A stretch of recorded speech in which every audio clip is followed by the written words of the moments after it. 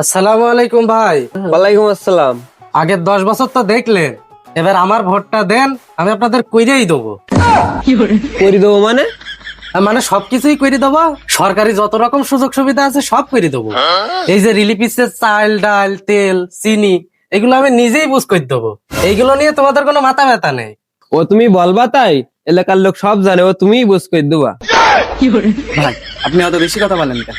সব জায়গায় সব সত্যি কথা বলে দিচ্ছেন। দাদা এদিকে আসেন তো, কারা এসে দেখেন দিন। ভোট এলে নেতারা ব্যস্ত জনগণের জীবন গড়তে, পাশের পরে সংসদে বস পকেট গরম করতে। বাজেট শত খরচ হচ্ছে কত, খবর কজন রাখে।